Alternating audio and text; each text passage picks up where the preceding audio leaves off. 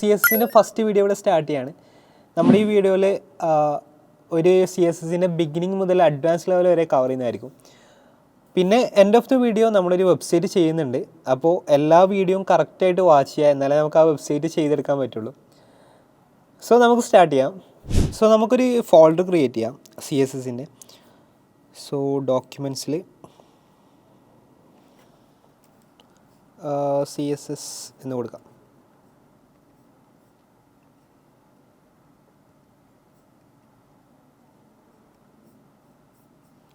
So നമുക്ക് VS കോഡിൽ ഇത് ഓപ്പൺ ചെയ്യാം.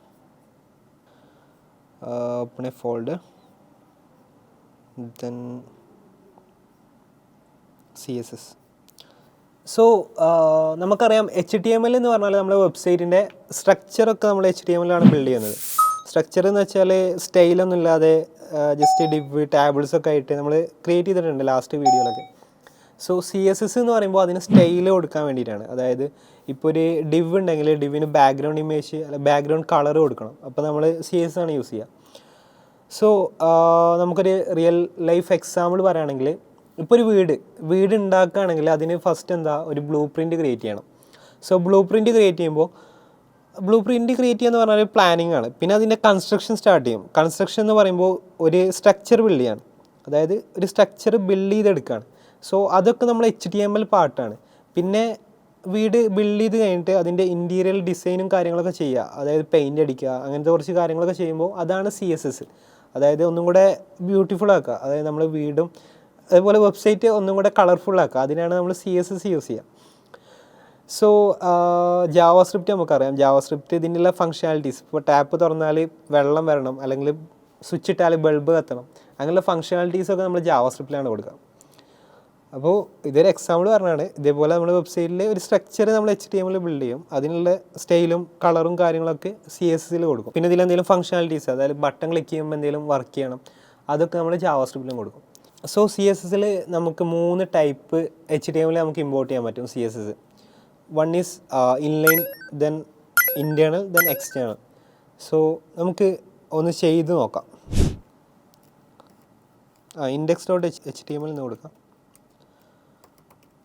നമുക്കെല്ലാവർക്കും അറിയാം HTML5 എന്ന് കൊടുത്താൽ HTML ക്രിയേറ്റ് ആവും. ഇൻലൈൻ എന്ന് പറയുമ്പോൾ നമ്മളിപ്പോൾ ഒരു ഡിവ് ഇട്ടിട്ട് ഇവിടെ സ്റ്റൈൽസ് എന്നിട്ട് കോഡ്സ് ഇട്ടിട്ട് അവിടെ നമുക്ക് എന്ത് CSS പ്രോപ്പർട്ടീസ് കൊടുക്കാം. CSS പ്രോപ്പർട്ടീസ് എന്ന് പറയുമ്പോൾ ഇപ്പോൾ കളർ കൊടുക്കണമെങ്കിൽ കളർ റെഡ്. കളർ എന്ന് പറയുമ്പോൾ ഒരു എലമെൻറ്റിൻ്റെ, അതായത് അതിൻ്റെ ഉള്ളിലുള്ള P ടാഗിൻ്റെ ഉള്ളിലുള്ള, അതായത് നമ്മൾ എന്ത് ടെക്സ്റ്റ് ചെയ്യുന്നു അതിൻ്റെ കളറാണ്. നമുക്ക് ബാക്ക്ഗ്രൗണ്ട് കളർ കൊടുക്കണമെങ്കിൽ സെയിം ബാക്ക്ഗ്രൗണ്ട് കളർ എന്ന് കൊടുക്കണം. Background colour. സോ ഇതാണ് ബാക്ക്ഗ്രൗണ്ട് കളർ. ഒന്ന് റൺ ചെയ്ത് നോക്കിയാൽ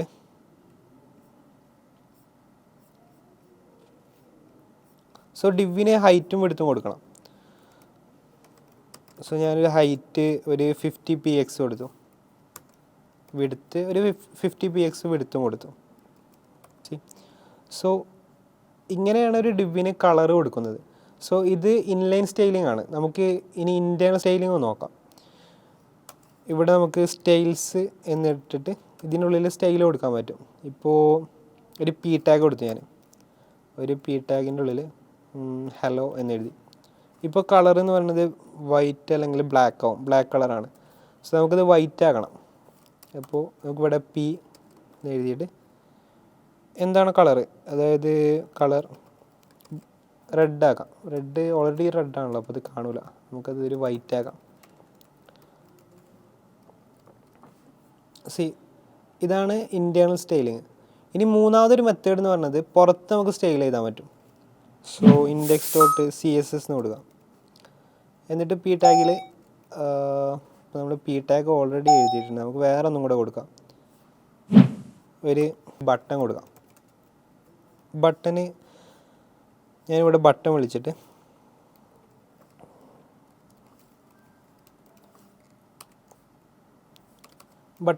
ബട്ടണിൻ്റെ ബാക്ക്ഗ്രൗണ്ട് കളർ ഒരു ബ്ലൂ കൊടുക്കുകയാണ്.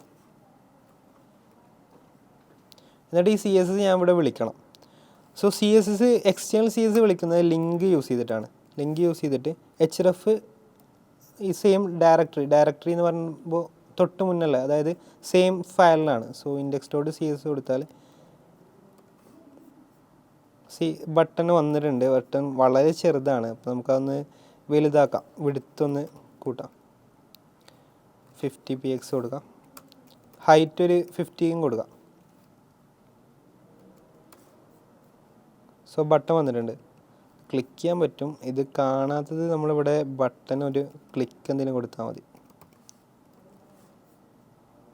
ഇപ്പോൾ ഒരു ക്ലിക്കബിൾ ബട്ടണാണിത്. സോ ഇതാണ് എക്സ്റ്റേണൽ സ്റ്റൈലിങ്. അതായത് നമ്മളിവിടെ സ്റ്റൈല് കൊടുത്തിട്ട് അതിവിടെ ഇമ്പോർട്ട് ചെയ്തു. ഇങ്ങനെ 3 ടൈപ്പായിട്ടാണ് നമുക്ക് സ്റ്റൈൽ യൂസ് ചെയ്യാൻ പറ്റുന്നത്. പിന്നെ ഒരു കാര്യം പറയാൻ വിട്ടുപോയത്, ഈ വിഡ്ത്ത് ഹൈറ്റ് ഒന്നും കണ്ടിട്ട് പേടിക്കേണ്ട ആവശ്യമില്ല. ജസ്റ്റ് വിഡ്ത്ത് കൊടുക്കാനും ഹൈറ്റ് കൊടുക്കാനൊക്കെ. പിന്നെ PX പിക്സലാണ്. PXന് പകരം പിന്നെ REM അങ്ങനെ കുറച്ച് പ്രോപ്പർട്ടീസ് ഉണ്ട്. പക്ഷേ കോമൺലി യൂസ് ചെയ്യുക പിക്സലാണ്. പിന്നെ നമ്മൾ കുറച്ച് REM കൊടുക്കുമ്പോൾ കുറച്ച് 2 കൊടുത്താൽ തന്നെ നല്ല പിക്സൽസ് ഉണ്ടാവും. അപ്പോൾ അതിൻ്റെ ഓരോ വിഡ്ത്തും ഡയമെൻഷനും കാര്യങ്ങളൊക്കെ അനുസരിച്ചാണ്. സോ അതൊന്നും കണ്ട് പേടിക്കണ്ട, അതൊക്കെ നമ്മൾ വരും വീഡിയോയിൽ എക്സ്പ്ലെയിൻ ചെയ്യുന്നുണ്ട്, ഓരോ പ്രോപ്പർട്ടീസും അതിൻ്റെ യൂസ് കേസും കാര്യങ്ങളൊക്കെ.